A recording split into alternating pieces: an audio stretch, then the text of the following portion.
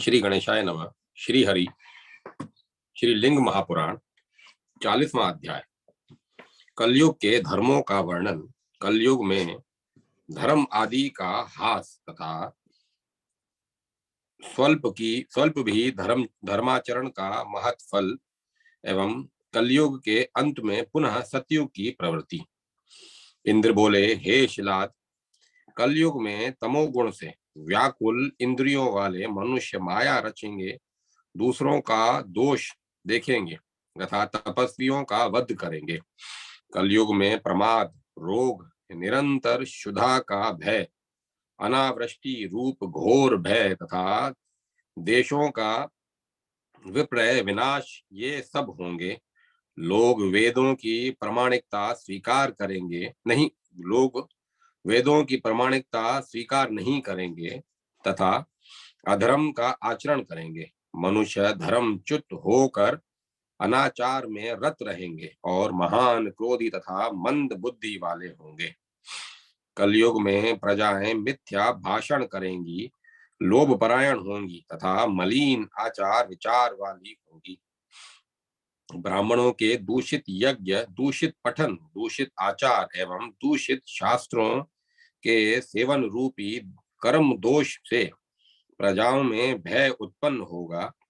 द्विजाति गण न तो वेदों का अध्ययन करेंगे और न तो यज्ञ अनुष्ठान करेंगे। क्षत्रिय, वैश्य आदि सभी मनुष्य क्रमशः विनष्ट हो जाएंगे।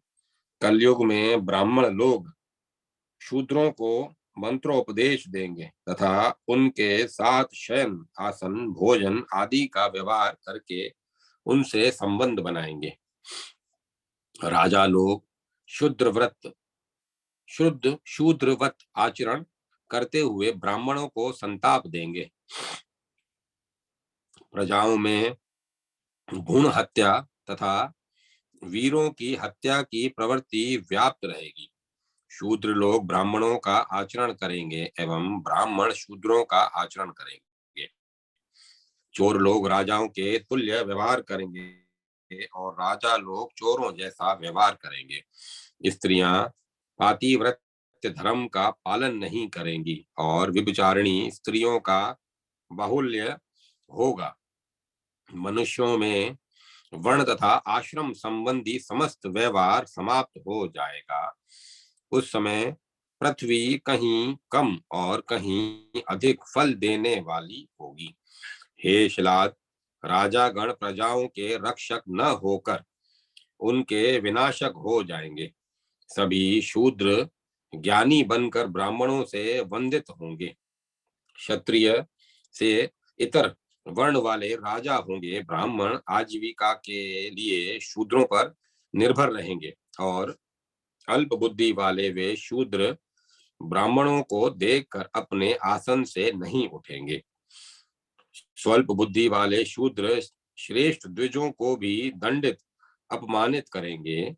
द्विज अपने मुख पर हाथ रखकर शूद्र के कान में विनय पूर्वक नीच व्यक्तियों के समान वाक्य बोलेंगे।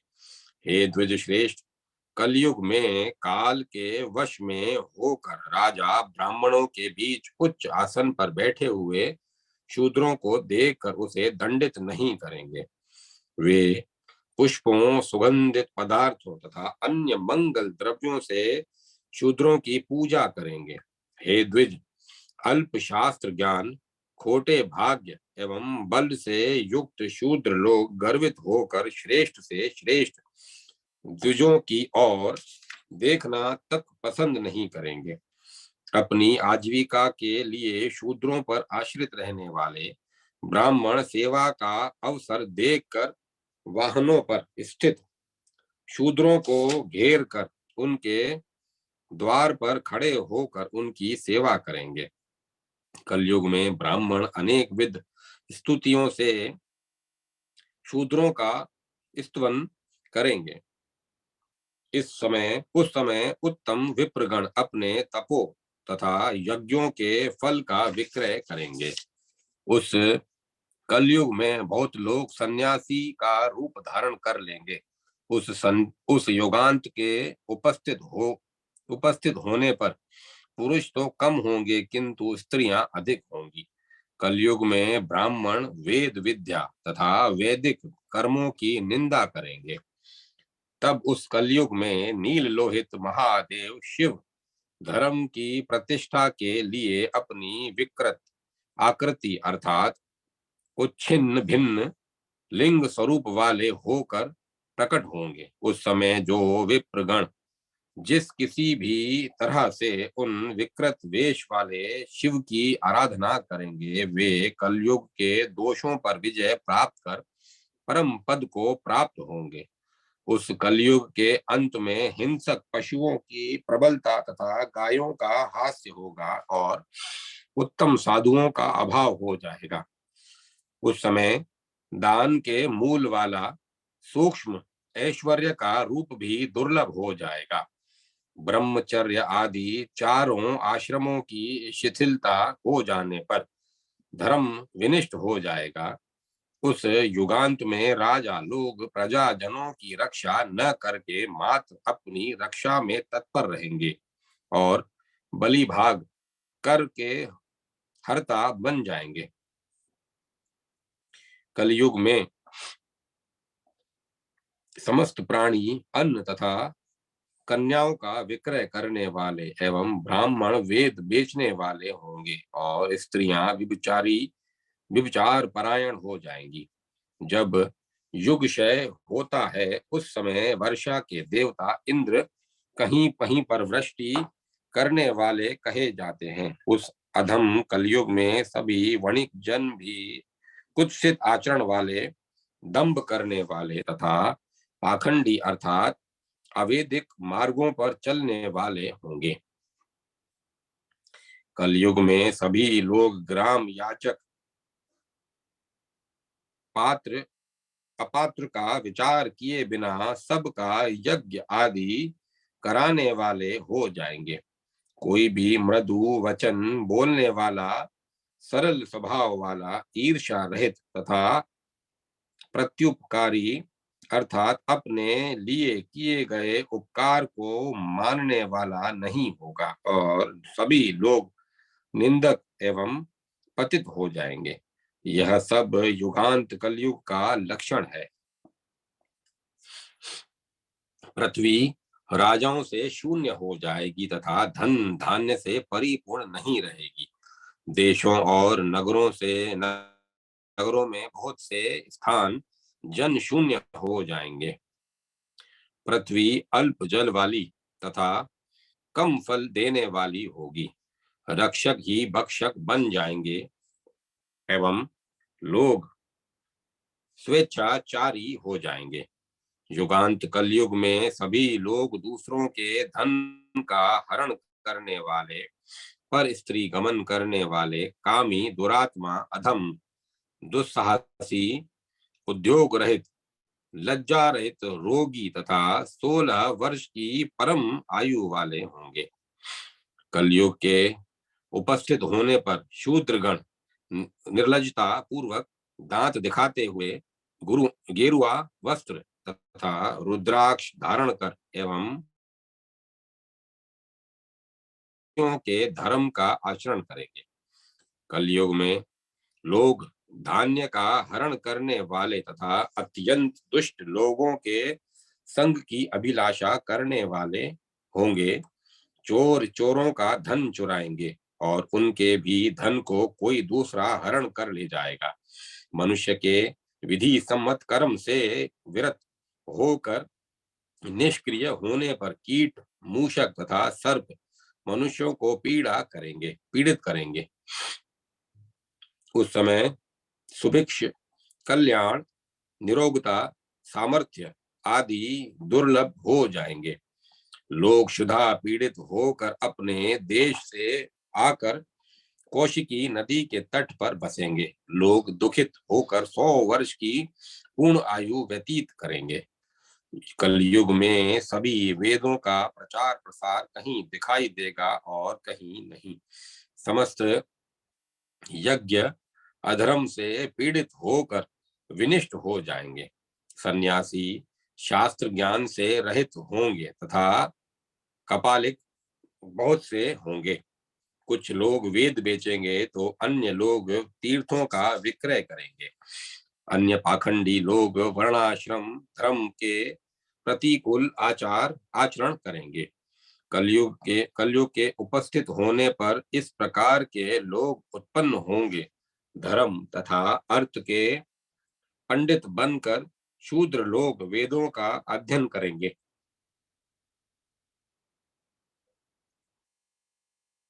एवं शूद्र जाति के राजा अश्वमेध यज्ञ का अनुष्ठान करेंगे।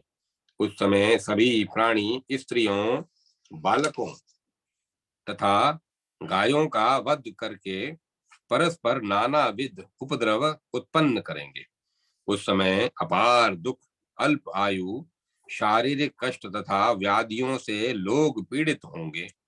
ऐसा कहा गया है कि कलयुग में अधर्म के प्रति अत्यंत आसक्ति होने के कारण लोगों का आचरण तमोगुण प्रधान होगा। उस समय प्रजाओं के ब्रह्म हत्या आदि महापाप कर्म करने की विशेष तत्परता होगी। अतएव कलयुग को प्राप्त कर प्रजाओं की आयु, बल, रूप आदि का श्रेय होगा। उस समय अल्पकाल के धर्माचरण से ही मनुष्य सिद्धि को प्राप्त होंगे। उस कलयुग में जो श्रेष्ठ ब्राह्मण द्वेष रहित होकर वेदों तथा स्मृतियों में प्रतिपादित धर्मों का आचरण करेंगे, वे धन्य होंगे। त्रेता में वर्ष भर तथा द्वापर में मास भर धर्माचरण करने से जिस फल का प्राप्त होना बताया गया है, ज्ञानवान व्यक्ति कलयुग में वही फल यथाशक्ति एक दिन धर्माचरण करके प्राप्त कर लेता है। यह कलयुग की दशा का वर्णन किया गया है। अब आप उसका संध्यांश मुझसे जान लीजिए। युग युग में सिद्धियों के दिन 3 पादों का हास होता है। युग के स्वभाव वाली संध्या यहाँ पाद से न्यून होकर रहती है। इस प्रकार संध्या के स्वभाव अपने अंशों में अर्थात संध्यांशों में एक चतुर्थांश से न्यून होकर प्रतिष्ठित रहते हैं। इस प्रकार युगांत में संध्यांश काल के उपस्थित होने पर दुष्ट प्राणियों के संहार के लिए उनका एक महान शासक आविर्भूत होगा। पूर्व काल में स्वयंभू मनवंतर में जो प्रमिति नाम से विख्यात रहे हैं, वे मनु पुत्र के अंश से इस कलयुग के समाप्ति काल में चंद्रमा के गोत्र में सोम शर्मा नामक ब्राह्मण के रूप में उत्पन्न होंगे। शस्त्रधारी ब्राह्मणों से निरंतर परिव्रत वे हाथी, घोड़े तथा रथ से युक्त विशाल सेना साथ में लेकर पूरे 20 वर्ष तक पृथ्वी पर घूम घूम कर सैकड़ों और हजारों बार मलेच्छों का वध करेंगे।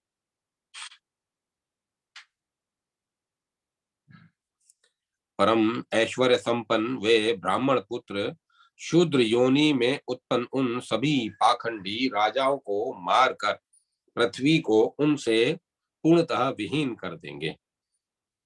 अधर्म का आचरण करने वाले, वर्ण व्यवस्था के प्रतिकूल चलने वाले तथा उनके जो अनुजीवी हैं, उन सभी को वे मार डालेंगे।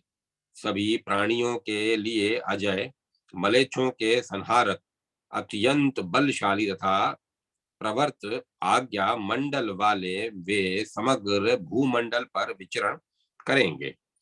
पूर्व जन्म में वीर्यवान प्रमिति नाम वाले वे इस कली में मनु पुत्र विष्णु देव के अंश से सोम गोत्र में कलयुग के पूर्ण होने पर उत्पन्न होंगे। 20 वर्ष तक पराक्रम प्रदर्शित करने वाले वे सैकड़ों हजारों विधर्मी प्राणियों को नष्ट करते हुए पृथ्वी को क्रूर कर्मा जनों से शून्य प्राय सा करके आकस्मिक तथा पारस्परिक समुत्पादित कोप के द्वारा उन अधर्मिक वृषल प्राय जनों को मारकर 20वें वर्ष के उदित होते ही मंत्रियों, सहचरों तथा सैनिकों सहित गंगा यमुना के मध्य स्वयं को संस्थापित कर देंगे। धर्मच्युत सभी पार्थिवों तथा हजारों मलेच्छों को नष्ट करके उस कलयुग में संध्यांश के समुपस्थित होने पर यत्र तत्र थोड़ी ही प्रजाएं बची रहेंगी। वे आत्मनियंत्रण खोकर तथा पूर्ण रूप से लोभ के वशीभूत होकर एक दूसरे से कृत्रिम नम्रता प्रदर्शित करती हुई उन्हें विश्वास में लेकर उनकी हिंसा कर डालेंगी। युग के प्रभाव के कारण अराजकता की स्थिति उत्पन्न होने पर वे सभी प्रजाएं परस्पर भय से ग्रस्त होकर व्याकुल तथा भ्रमित हो जाएंगी।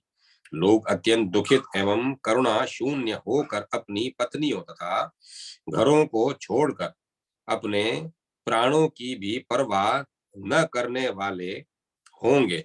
श्रुत तथा स्मार्त धर्म के नष्ट हो जाने पर सभी प्रजाएं मर्यादाहीन, अत्यंत क्रूर, स्नेह रहित तथा निर्लज होकर एक दूसरे की हिंसा कराने में तत्पर रहेगी। धर्म के नष्ट हो जाने पर पतन को प्राप्त हुए लोग लघु आकार वाले तथा 25 वर्ष की आयु वाले होंगे। आपसी कलह से व्याकुल इंद्रियों वाले लोग अपनी पत्नियों एवं पुत्रों का परित्याग कर देंगे। वृष्टि न होने के कारण दुखित प्रजाएं कृषि कर्म का पूर्ण रूप से त्याग करके अपने अपने देशों को छोड़कर मलेच्छ देशों, नदी, समुद्र, कुएं, पर्वत आदि स्थानों पर शरण लेंगी। प्रजाएं अत्यंत दुखित होकर मधु, मांस, कंद मूल तथा फलों पर जीवन निर्वाह करेगी। वे परिग्रह रहित एवं निष्क्रिय होकर वृक्षों की छाल तथा उनके पत्ते वस्त्र रूप में धारण करेंगी। वर्ण तथा आश्रम व्यवस्था से भ्रष्ट हुए लोग घोर कष्ट में पड़ जाएंगे और इस प्रकार भीषण दुख आ जाने के कारण थोड़ी ही प्रजा बच पाएगी। बुढ़ापा, रोग तथा क्षुधा से पीड़ित लोगों के मन में उस दुख से निर्वेद उत्पन्न होगा। पुनः उस निर्वेद से साम्यावस्था वाली विचारणा विचार विचारणा से साम्यावस्थात्मक बोध और अंत में उस बोध से धर्माचरण के प्रति प्रवृत्ति जागृत होगी। कलयुग की बची हुई वे प्रजाएं स्वयं शक्ति सामर्थ्य के अभाव में शांति युक्त हो जाएंगी। इसके बाद सुप्त तथा मत की भांति उन प्रजाओं का चित्त सम्मोहन करके एक दिन रात में ही कलयुग परिवर्तित हो जाएगा और इस प्रकार काल धर्म के अनुसार कलयुग को दबाकर सतयुग प्रवृत्त हो जाएगा। तदंतर उस सतयुग के प्रवृत्त होने पर कलयुग की बची हुई प्रजाओं में सतयुग के आचार विचार उत्पन्न होंगे। इस लोक में उस समय जो सप्त सिद्ध लोग रहते हैं इस लोक में उस समय जो सप्त सिद्ध लोग रहते हैं वे अदृश्य रूप से सप्त ऋषियों के साथ व्यवस्थित होकर विचरण करते हैं।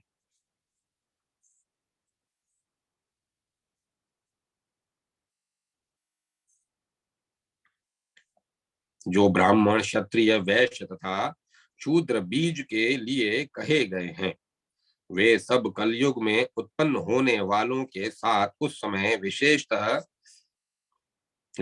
रहित होकर रहते थे।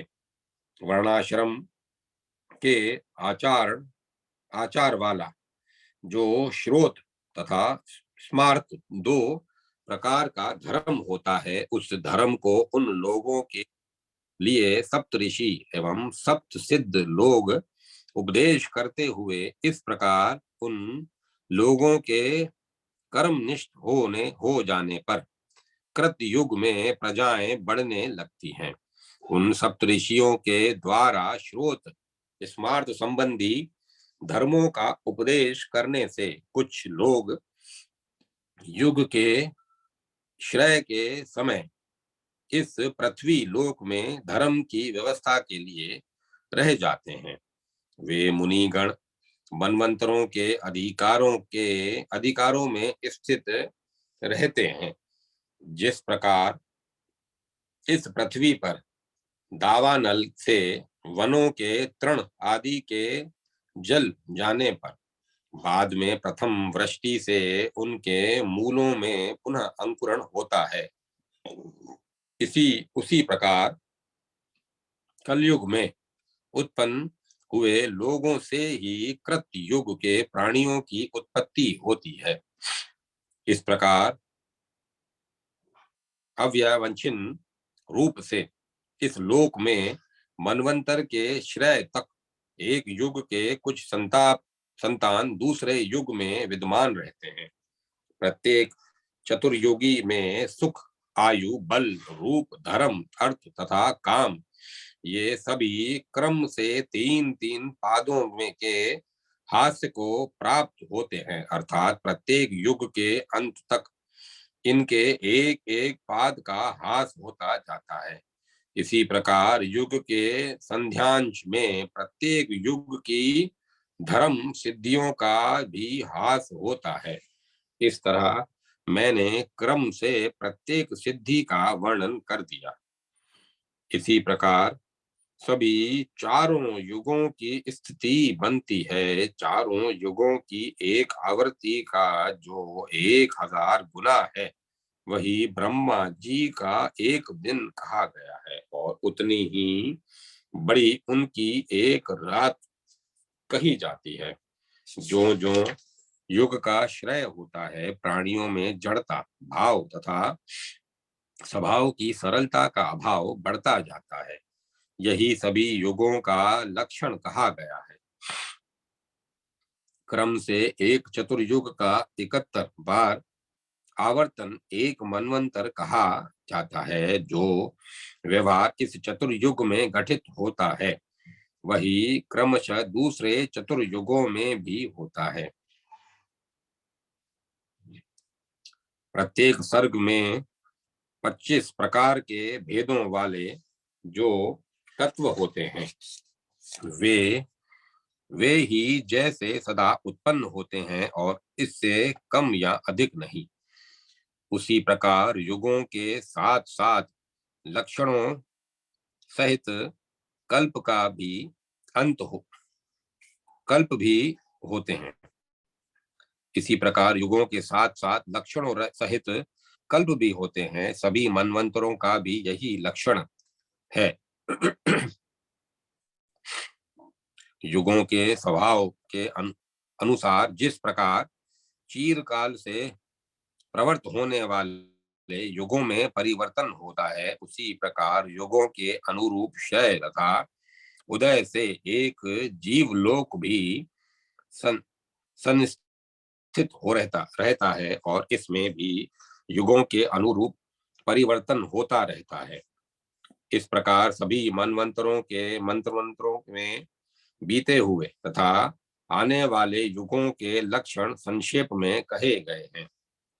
इसी तरह एक मनवंतर से सभी मनवंतरों की व्याख्या की गई है। एक कल्प के लक्षणों से सभी कल्पों के लक्षण समझ लेना चाहिए। इस विषय में किसी प्रकार का संदेह नहीं है। उसी भांति ज्ञानी पुरुष को इस लोक में बीते हुए तथा आने वाले सभी मनवंतरों के विषय में कल्पना कर लेनी चाहिए जो 8 प्रकार के देवता हैं।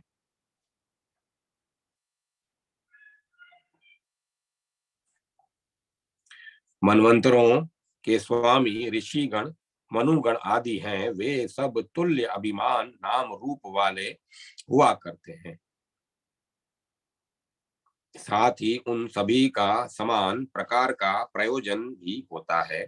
इस प्रकार मैंने युग धर्म उस प्रकार मैंने युग, उनके धर्म, वर्णाश्रमों के विभाग, युगों की सिद्धियां, युगों में के परिमाण, जिन्हें युग युग में परमात्मा धारण करते हैं, उन सब के विषय में आपसे प्रसंग के अनुसार कह दिया। अब मैं आपसे पद्म योनि ब्रह्मा जी के देवी के पुत्र रूप में उत्पन्न होने के विषय में संक्षेप में कह रहा हूं।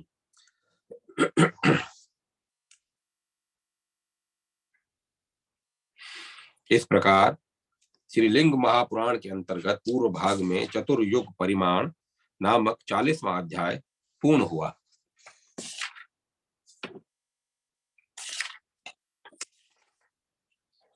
41वां अध्याय विभिन्न कल्पों में त्रिदेवों का परस्पर प्राकट्य तथा ब्रह्मा द्वारा महेश्वर की नामाष्टक स्तुति का वर्णन।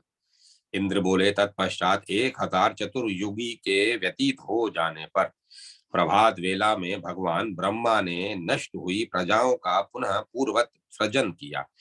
हे विप्रेंद्र, इस प्रकार ब्रह्मा के परार्ध का दूना समय बीत जाने पर पृथ्वी जल में, जल अग्नि में, अग्नि वायु में और वायु आकाश में अपनी अपनी तन मात्रा सहित व्याप्त हो गए।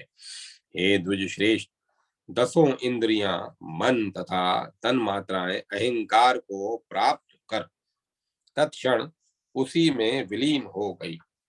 अहंकार उस महत को व्याप्त करके एवं महत भी अव्यक्त को प्राप्त करके उसी क्षण उनमें विलीन हो गया।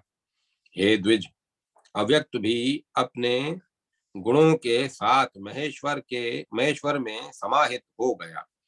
उनके अनंतर उन्हीं परम पुरुष शिव से पूर्व की भांति सृष्टि होने लगी। तदंतर पद्म योनि ब्रह्मा जी ने अपने मन से मानस पुत्रों का सृजन किया। इस लोक में जब प्रजाओं की वृद्धि न हो सकी, तब प्रजा वृद्धि के लिए स्वयं भगवान ब्रह्मा अपने मानस पुत्रों के साथ महेश्वर के निमित्त कठोर तप करने लगे। तब उनकी समस्याओं से प्रसन्न होकर वे महेश्वर शिव उनकी कामना समझकर उन पुरुष रूप ब्रह्मा के ललाट के मध्य भाग का भेदन करके मैं आपका पुत्र हूं ऐसा कहकर स्त्री पुरुष रूप में प्रकट हो गए। उनके पुत्र वे महादेव अर्धनारीश्वर के रूप में प्रतिष्ठित हुए। तब उन्होंने जगत गुरु ब्रह्मा सहित सब कुछ दग्ध कर दिया। इसके बाद शिवजी ने समग्र जगत की वृद्धि के लिए योग मार्ग के द्वारा कल्याणमयी अर्धमात्रा स्वरूपणी अपनी अर्धांगिनी परमेश्वरी के साथ संसर्ग किया।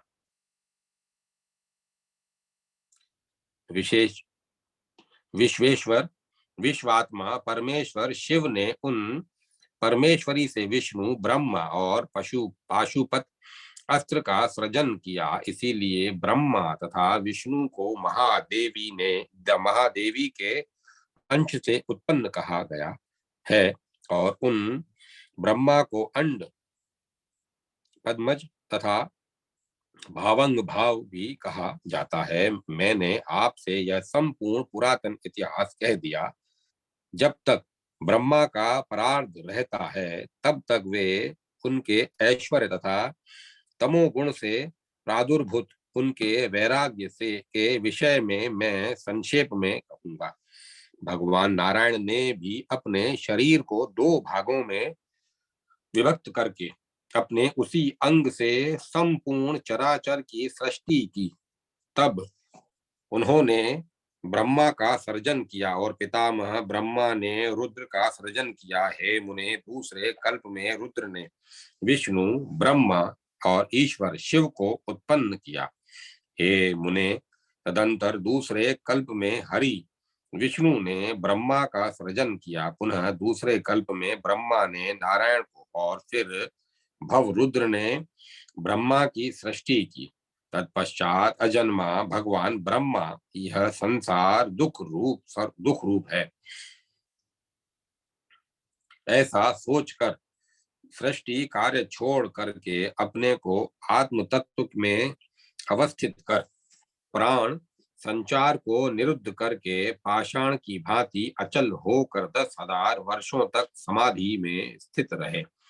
तब उनके हृदय में जो नीचे की ओर मुख वाला सुंदर कमल विराजमान था वह पूरक प्राणायाम द्वारा वायु पूरित होकर विकसित हो उठा और पुनः कुंभक प्राणायाम द्वारा वायु निरुद्ध होकर उधर मुख वाला हो गया। तब उन्होंने परमेश्वर को उसी कमल की कर्णिका के मध्य में स्थापित कर दिया। तदंतर आत्म नियंत्रण करने वाले समय संयम के द्वारा विशुद्ध आत्मा वाले तथा पूजन के योग्य ब्रह्मा ने ओंकार शब्द से संबंध रखने वाली अर्ध मात्रा से परे जो नाद है उससे भी पूरे ब्रह्म संज्ञक नाद स्वरूप मृणाल मृणाल तंतु के शत भाग के एक भाग में अवस्थित परम सूक्ष्म पति पित्तवर्ण अग्निशिखा सदृश यम नियम आदि योगांग पुष्पों के द्वारा पूजनीय तथा अविनाशी ईश्वर को अपने हृदय में ध्यान अवस्थित करके उनकी पूजा की। तब हृदय कमल में विराजमान रहने वाले उन ब्रह्मा के अंश से जायमान सर्वव्यापी रुद्र उनके ललाट का भेदन करके पितामह से उत्पन्न हुए। शिव के हृदय से प्रादुर्भूत पुरुष रुद्र स्वभावता स्वयं नील होते हुए भी अग्नि के संयोग के कारण लोहित रक्त वर्ण के हो गए। चूंकि वे कालाकृति पुरुष रुद्र नील और लोहित वर्ण के हुए अतः वे ब्रह्मदेव प्रभु रुद्र को नीला लोहित ऐसा कहने लगे। काल रूप भगवान रुद्र ब्रह्मा जी से उत्पन्न काल रूप भगवान रुद्र ब्रह्मा जी से अत्यंत प्रसन्न हुए। हे महामुने, तदंतर विश्वात्मा पितामह ब्रह्मा नामष्टक स्तोत्र से प्रसन्न चित्त विश्वात्मा भगवान रुद्र की स्तुति करने लगे। पितामह बोले, हे भगवान, हे रुद्र, हे भास्कर, अमित तेजस्वी आपको नमस्कार है। अंबुमय तथा रस स्वरूप आप भगवान भव को नमस्कार है। गंध में पृथ्वी रूप शर्व को नित्य नमस्कार है। स्पर्श गुण युक्त वायु रूप ईश को बार बार नमस्कार है। अमित तेजस्वी अग्नि रूप पशुपति को नमस्कार है। शब्द तन मात्रा वाले व्योम रूप आप भीम को नमस्कार है। आप अमृत में चंद्र स्वरूप महादेव को नमस्कार है। आप कर्म योगी यजमान रूप उग्र को नमस्कार है। जो मनुष्य समाहित चित्त होकर पितामह ब्रह्मा जी के द्वारा रुद्र के लिए कहे गए इस स्तोत्र का पाठ करता है या श्रवण करता है अथवा विप्रों को सुनाता है वह 1 वर्ष में ही अष्टमूर्ति भगवान रुद्र का सायुज्य प्राप्त कर लेता है। इस प्रकार स्तुति करके जब पितामह ने महादेव की ओर देखा तब वे सभी और 8 प्रकार से विभक्त होकर सुशोभित होने लगे। उसी समय से सूर्य चंद्र अग्नि प्रकाश करने लगे और पृथ्वी वायु यजमान रूप पुरुष जल तथा सर्वव्यापी गगन अपने अपने गुण धर्म से समन्वित हुए उसी समय से लोग उन ईश्वर को अष्टमूर्ति इस नाम से कहने लगे। उन्हीं अष्टमूर्ति के अनुग्रह से ब्रह्मा जी पुनः सृष्टि करने लगे। इस संपूर्ण जगत का सृजन करके पुनः दूसरे कल्प में 1000 युग पर्यंत चराचर संसार से सुप्त होकर सुप्त रहने पर भगवान ब्रह्मा ने प्रजाओं की सृष्टि करने के विचार से अत्यंत उग्र तप आरंभ कर दिया। इस प्रकार तप करते हुए उन ब्रह्मा को जब कोई सफलता प्राप्त न हुई, तब दीर्घ काल तक तप करने से उत्पन्न दुख के कारण उन्हें क्रोध आ गया। तब क्रोधाश्विष्ट उन ब्रह्मा के नेत्रों से अश्रु बिंदु गिरने लगे। तदंतर उन अश्रु बिंदुओं से भूत प्रेत प्रादुर्भूत हो गए। तब उन सभी भूत प्रेत निशाचरों को पहले उत्पन्न हुआ देख कर अजन्मा तथा परम ऐश्वर्यशाली भगवान ब्रह्मा अपने को कोसने लगे। इससे उन भगवान पितामह ने कोपाविष्ट होकर अपने प्राण त्याग दिए। तत्पश्चात उन प्रभु के मुख से उदयकालीन सूर्य के समान कांति वाले अर्धनारीश्वर के रूप में होकर प्राण में रुद्र प्रकट हुए।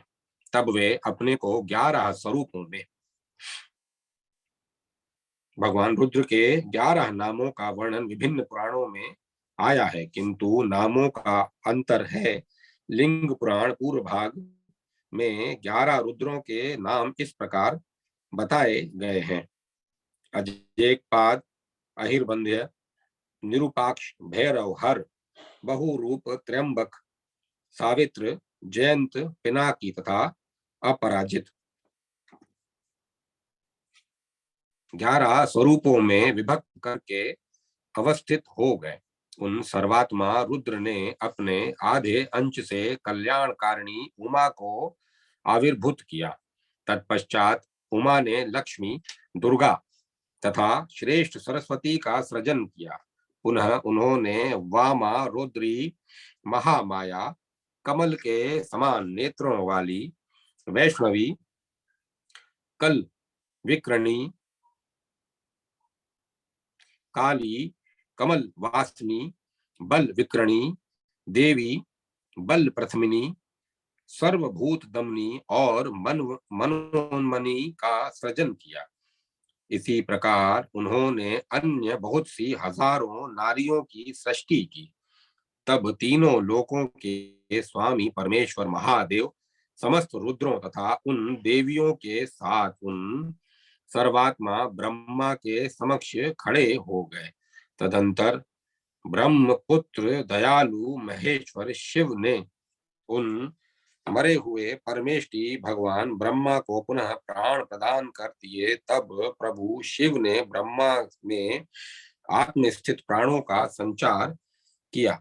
तब उन्हें कुछ कुछ चेतना युक्त देखकर भगवान रुद्र अत्यंत प्रसन्न हुए। इसके बाद देवेश्वर शिव ने ब्रह्मा जी से यह श्रेष्ठ वचन कहा: हे देव, डरिए मत। हे महाभाग, हे वृंच, हे जगत गुरु, मैंने आप में प्राण स्थापित कर दिए हैं, अतः हे प्रभु अब उठिए। तब उनका स्वप्न भूत मनोगत वचन सुनकर पितामह प्रसन्न चित्त हो गए। तदंतर लब्ध प्राण ब्रह्मा जी ने अपने खिले हुए कमल के समान नेत्रों से महेश्वर को देखा। बहुत समय तक उन्हें देखते रहने के पश्चात भगवान ब्रह्मा ने उठ करके दोनों हाथ जोड़कर स्नेह युक्त गंभीर वाणी में उनसे कहा: हे महाभाग, आप मेरे मन को आनंदित कर रहे हैं। एकादश रूपों में प्रतिष्ठित अष्टमूर्त आप कौन है? इंद्र बोले: उनका वचन सुनकर देव शत्रुओं का संहार करने वाले महेश्वर अपने सुखप्रद हाथों से ब्रह्मा जी का स्पर्श करते हुए उनसे कहने लगे। श्री शंकर बोले: मुझे परमात्मा तथा उन्हें अजन्मा माया समझिए और सामने खड़े ये रुद्र आपकी रक्षा करने के लिए यहाँ आए हैं। तदंतर उन देवादिदेव को प्रणाम करके ब्रह्मा ने हाथ जोड़कर हर्ष पूर्ण गदगद वाणी में कहा, हे भगवन, हे देव देवेश, मैं दुखों से अत्यंत व्याकुल हूँ। हे ईशान, हे शंकर, मुझे इस संसार से मुक्त करने में आप समर्थ हैं। तत्पश्चात पितामह ब्रह्मा जी की इस बात पर हंसकर सर्वव्यापी तथा जगत के स्वामी उमापति भगवान शिव रुद्रों एवं उन भगवती उमा के साथ अंतर्ध्यान हो गए।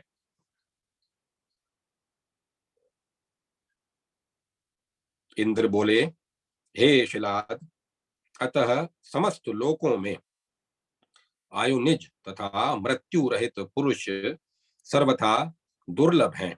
यहाँ तक कि वह पद्म योनि ब्रह्मा भी मृत्यु युक्त हैं, ऐसा जानिए। किंतु यदि देव देवेश भगवान रुद्र प्रसन्न हो जाएं तो आपके लिए मृत्यु रहित तथा आयोनिज पुत्र दुर्लभ नहीं है। मैं विष्णु एवं महात्मा ब्रह्मा भी मृत्युहीन तथा आयोनिज पुत्र देने में समर्थ हैं। शलादी बोले, इस प्रकार विप्रेंद्र से कहकर तथा उन पर अनुग्रह करके वे दयालु इंद्र देवताओं के साथ श्वेत वर्ण वाले ऐरावत पर आरूढ़ होकर चले गए। इस प्रकार श्री लिंग महापुराण के अंतर्गत